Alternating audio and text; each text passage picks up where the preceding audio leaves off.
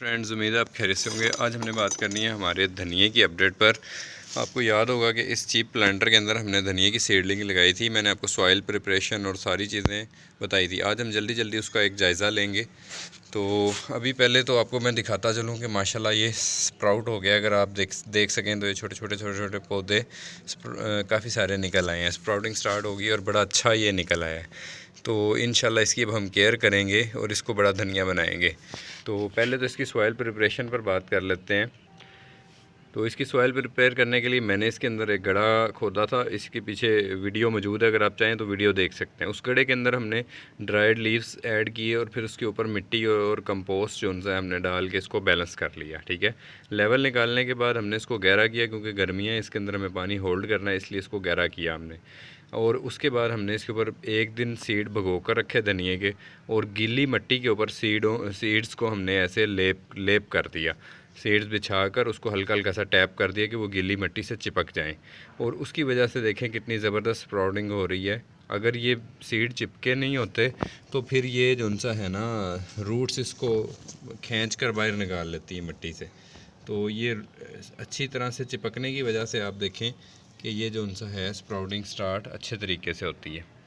तो जब भी आप छोटा बारीक सीड लगाएं तो पहले मिट्टी को गीला कर लें। उसके बाद सीड्स को छिड़क कर उसके ऊपर हल्का सा टैप कर दें, हल्का सा, और उसके ऊपर कंपोस्ट जो सा है वो बुरक दें या आप कोकोपीट डाल दें, ताकि वो सीड जो सा है कवर हो जाए। और जी, अब दूसरी बात ये कि इसको जब मैंने सीड्स को लगाया था तो अब गर्मी, क्योंकि अप्रैल की आज जो सा है 10-11 तारीख हो गई है। तो मैंने इसको जो सा जब लगाया था तब गर्मी बहुत ज़्यादा थी।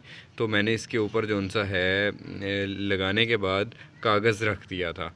आपको मैंने दिखाया था कि इसके ऊपर मैंने पेपर का एक टुकड़ा जो सा है वो इसके ऊपर रख दिया ताकि धूप से मिट्टी खुश्क ना हो। और फिर मैं उस पेपर के टुकड़े को 2 दफ़ा दिन में ऊपर पानी डाल के गीला करता रहा, जिसकी वजह से इसके अंदर मॉइस्चर बरकरार रहा और तमाम सीड जो से हमारे जर्मिनेट हुए। फिर जर्मिनेट होने के भी फ़ौरी बाद मैंने इसको निकाला नहीं, इसको मैंने एज़ इट इज़ उस पेपर को ऊपर रहने दिया। कम से कम मैंने उसको 5 दिन इसके ऊपर रखा है। तो आज ये 6-7 दिन बाद का रिज़ल्ट है। तो आप देखें अब ये सारे सीड्स माशाल्लाह जर्मिनेट हो गए हैं, कुछ अभी हो रहे हैं, लेकिन 70% सीड्स हमारे जर्मिनेट हो गए हैं।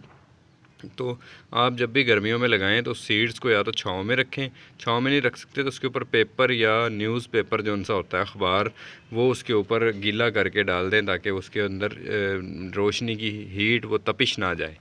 और ये है भी ठंडी जो सा मौसम की क्रॉप, तो इसलिए इसको बचा कर रखना होता है। अब इसके ऊपर आज हमने बात करनी इसकी मज़ीद केयर की। तो अब धनिया जो सा है इसको मज़ीद जो सा मैं खाद नहीं दूंगा, क्योंकि अभी ये बहुत छोटा है और इसकी हमने सॉइल प्रिपरेशन के टाइम इसके अंदर कंपोस्ट भी ऐड की थी और नीचे ड्राइड लीव्स भी ऐड किए थे। तो अभी इसको कोई किसी किस्म की खाद की ज़रूरत नहीं है। जब तक ये अपने 2-2 पत्ते नहीं निकाल लेता, 2-2 जब ये लीव्स निकाल लेगा उसके बाद हम इसको खाद देंगे। कौन सी खाद देंगे वो मैं आपको शेयर करूँगा। तो अभी इसको आपने इसके हाल पर छोड़ देना है और बस मॉइस्चर को देखना है कि मॉइस्चर ज़मीन के अंदर बरकरार रहे, मिट्टी ड्राई ना हो। मिट्टी जैसे ही ड्राई हुई तो ये पौधे बहुत छोटे छोटे से बेबी प्लांट्स हैं, तो ये मरना शुरू हो जाएंगे। बस इसकी यही केयर है फिल वक्त कि आपने इसको खुश्क नहीं होने देना।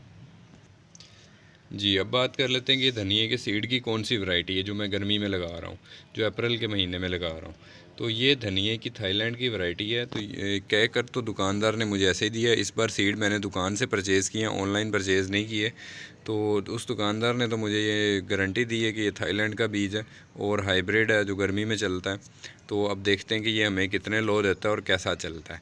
हाँ, गर्मी के अंदर एक चीज़ जो बहुत ज़्यादा होती है कि एम्फिड्स का अटैक बहुत ज़्यादा होता है तेले का। तो उससे बचने के लिए हम वीक में कम से कम 2 बार जो सा है लिक्विड डिश वॉश का स्प्रे किया करेंगे, रात के वक्त या सुबह सुबह के वक्त, ताकि वो स्प्रे जो सा है होल्ड रहे पत्तों पर और वो उनके अंदर से एम्फिड्स को मार सके।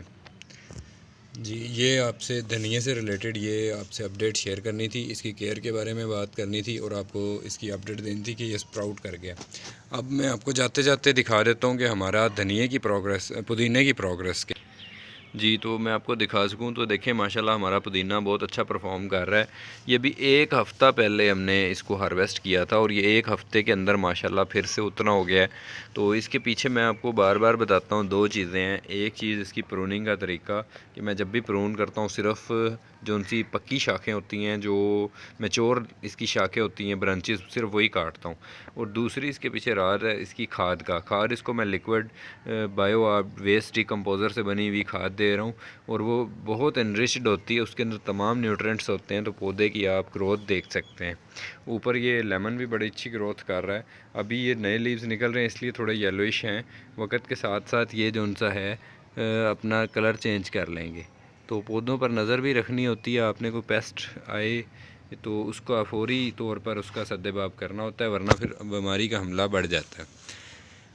जी व्यूअर्स, और आज दिन है ईद का, तो मेरी तरफ़ से आप सबको ईद मुबारक।